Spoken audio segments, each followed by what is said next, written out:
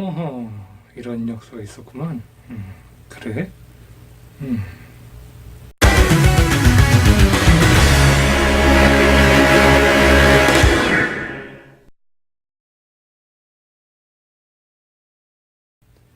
안녕하세요. 푸른늑대입니다. 자, 오늘은 새로운 컨텐츠로 여러분께 찾아뵙도록 하겠습니다. 이번부터 여러 단계에 거쳐서 프로젝트를 하나 준비를 했는데요. 다름이 아닌 바이크의 역사와 현재 우리나라 국내에서의 바이크 이미지가 왜 이렇게 됐는지를 한번 알아보는 그런 프로젝트로 이 컨텐츠를 마련하게 되어 있습니다. 오늘은 그 첫 번째 사항으로 바이크의 역사, 바이크의 최초 시점은 어딘가, 그거에 대해서 한번 알아보도록 하겠습니다. 우리가 생각하고 있는, 흔히 우리가 말하는 오토바이, 모터사이클이죠. 이건 어디서부터 시작됐고 누구에 의해서 탄생했는지 참 궁금하신 분도 많으실 겁니다. 그리고 모르고 계신 분들도 많으실 거고요. 그 이야기를 지금부터 시작하도록 하겠습니다.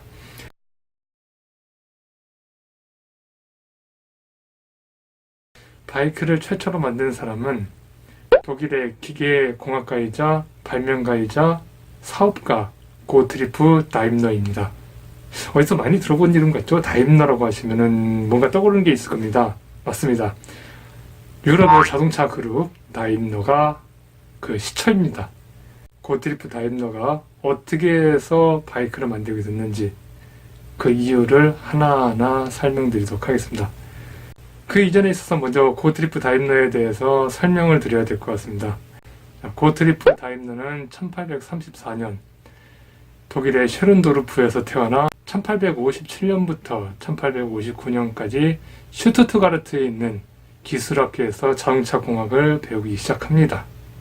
이후에 학교를 졸업하고 나서 도이츠 가스 자동차 공장에서 일을 하면서 자동차 기술에 대한 많은 학습을 하고 기술도 더 진보된 기술도 배우게 되죠. 그러다가 자신이 생각하는 꿈의 엔진, 그것을 개발하기 위하여 예전부터 알고 지내던 빌헬름 마이바흐와 함께 도이치 공장을 나오게 됩니다. 그러고 나서 자신의 엔진, 가솔린 엔진을 개발하기 시작하죠. 자, 여기서 또 많이 들어본 이름이 나옵니다. 빌헬름 마이바흐. 네, 역시 맞습니다. 여러분들이 생각하는 그 마이바흐가 맞습니다.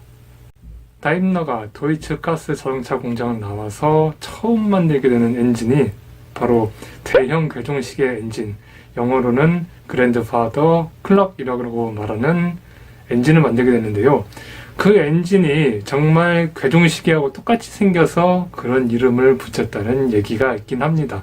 정말 사진에서 보시는 바와 같이 거대한 목조로 만든 대형 궤종시계와 많이 닮은 모양입니다. 그리고 이 엔진이 현재까지 보이는 가솔린 엔진의 형태하고 많이 흡사하다는 것도 여러분들은 아실 수 있을 겁니다.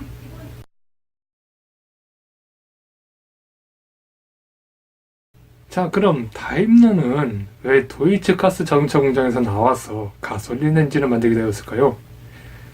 그 이유는 간단합니다. 도이츠 가스 자동차 공장에서 다임러가 일을 하면서 여러 가지의 자동차 기반 또는 엔진 기반의 기술을 축적하면서 그가 스스로 생각한 점이 있었습니다. 현재 사용하고 있는 당시에, 그러니까 사용하고 있던 엔진들을 보면은 대부분 증기기관이나 또는 가스기관 혹은 가스 증기기관과 같은 그런 엔진이었습니다. 근데 이 엔진의 단점이 너무 심각했던 거예요. 증기기관 같은 경우에는 엔진을 구동하기 위해서는 연료를 쓰는 게 석탄과 나무 그리고 물을 소비하게 되는데 이 연료들이 부피도 크고 보관하기도 힘들고 그리고 어딘가에서 공수해오기도 힘들고 공수해 왔다 하더라도 그 엄청난 양의 부피를 관리하기도 힘들고 또 하나 이 연료를 태우고 나면은 재가 남아요. 석탄을 태우고 나면은 석탄에 재가 남고 나무를 태우고 나면은 나무에 재가 남게 됩니다.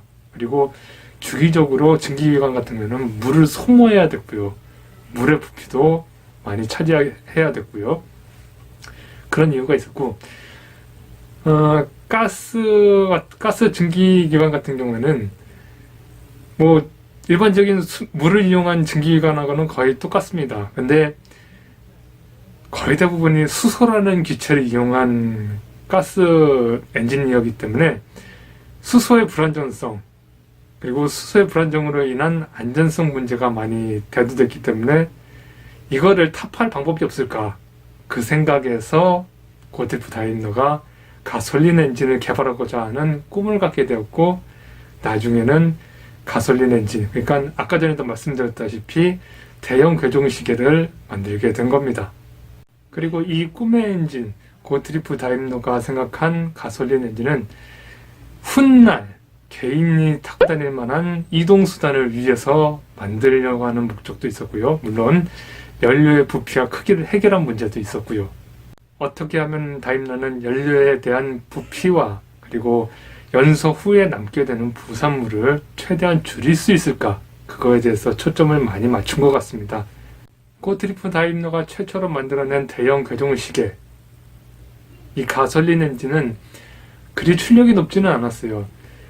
1.1마력 정도, 그리고 약 750rpm 정도의 회전력을 가지고 있었는데요. 그때 당시에는 기존에 쓰고 있던 증기기관이나 가스 엔진에 비해서 혁신적으로 거의 혁명에 가까울 정도로 출력이 높은 엔진이었다고 보시면 좋을 것 같습니다. 그리고 그만큼 소형화된 엔진이기도 하고요.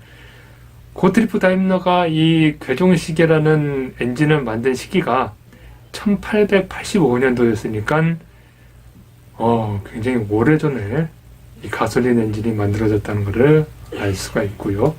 그리고 이 궤종시계라는 엔진의 후속으로 좀 더 크기가 작고 개인이 타고 다니는 이동수단에 어울릴 만한 그런 엔진을 만들어내게 됩니다.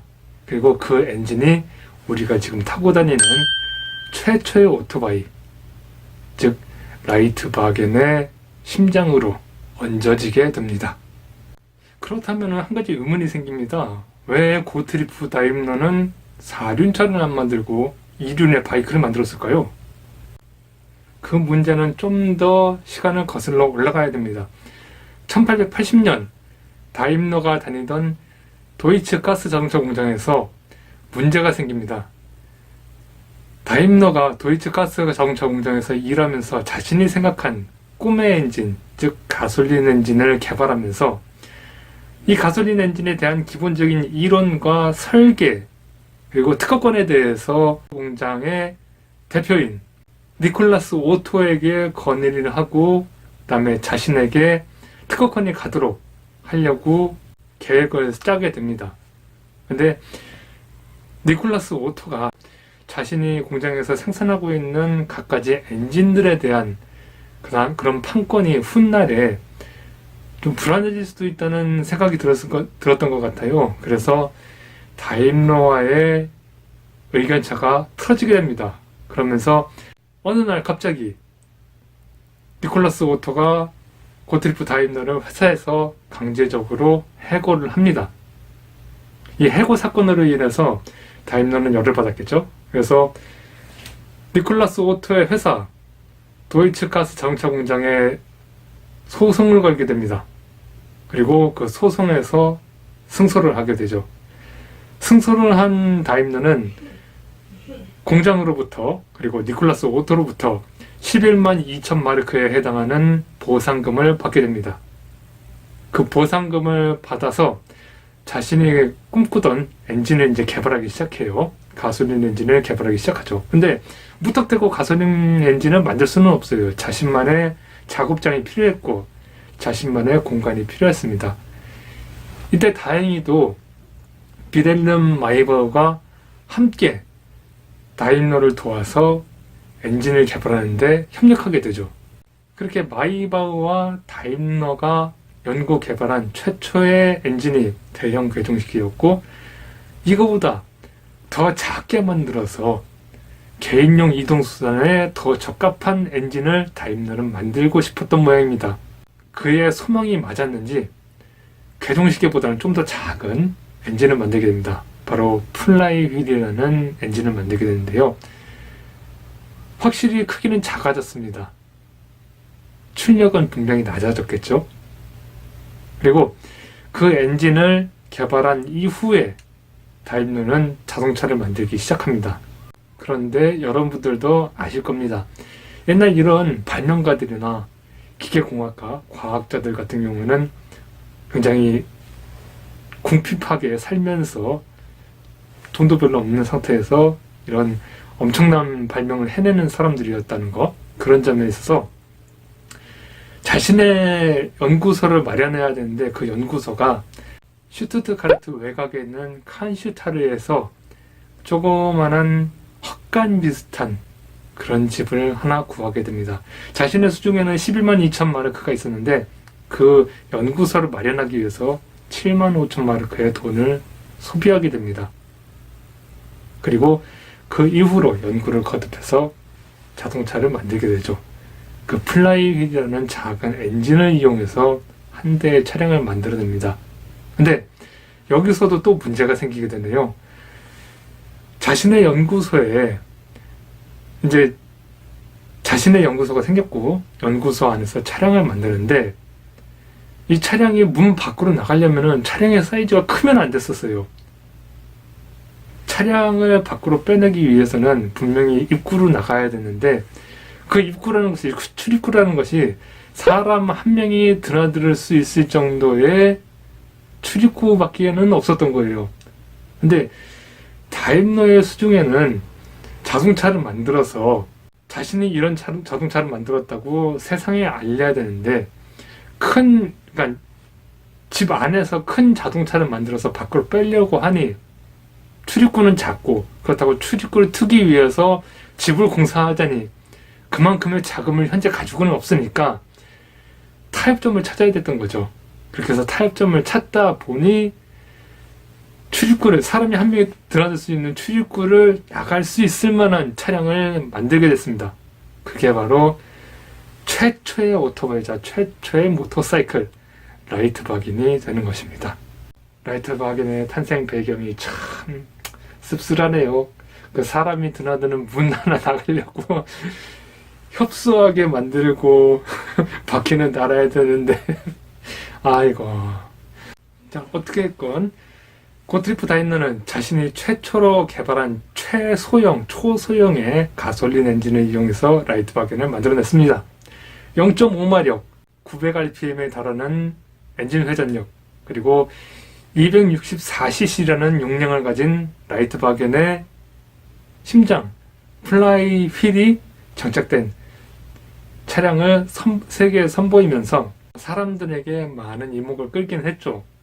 근데 성공적이지는 못했습니다.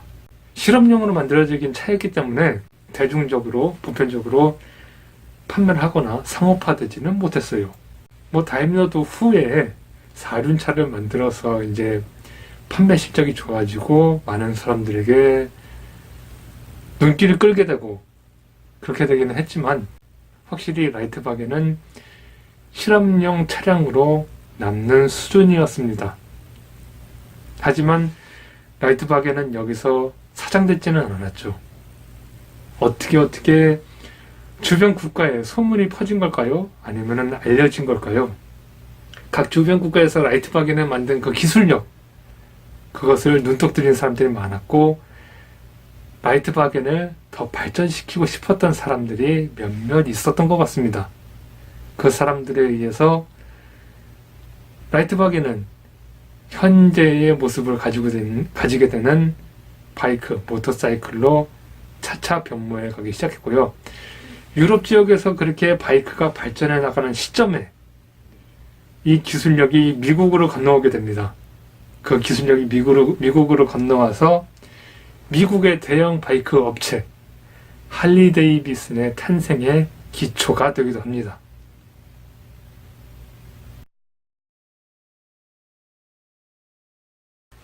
제가 준비한 자료는 여기까지입니다. 많은 곳을 뒤져보면서 오토바이의 시초가 어딘가를 찾아보고 싶었고 알아보고 싶었고요. 이번 컨텐츠와 프로젝트를 진행하면서 바이크에 대한 인식을 조금 더 달리하고 싶어서 이 영상을 마련하게 되었습니다. 후에 가면은 왜 바이크가 나쁜 인식을 가지게 되었는지에 대한 역사적 배경까지 제가 다루게 될 거고요. 그 이전에 있어서 과거에서부터 현재까지 역사를 차근차근 조금씩 영상으로 만들어서 여러분들께 보여드리도록 하겠습니다. 저 같은 라이더와 제 영상을 보시는 여러분들, 그리고 수많은 라이더분들께서 타고 다니는 바이크, 비록 태생이 실험용 또는 어쩔 수 없는 제한된 공간 내에서 만들어져야 됐었던 하나의 예술작품, 그 정도의 차량이기는 하지만 그래도 지금에 와서는, 현 시대에 와서는 자동차 시장에서 하나의 자리를 차지하고 있고 산업과 경제에 있어서 중요한 자리를 차지하고 있는 만큼 우리가 소외된 시선으로 또는 색안경을 낀 시선으로 바라볼 것이 아니라 좀 더 발전시키고 좀 더 이해를 해나가야 되는 그런 것이 아닌가 싶습니다.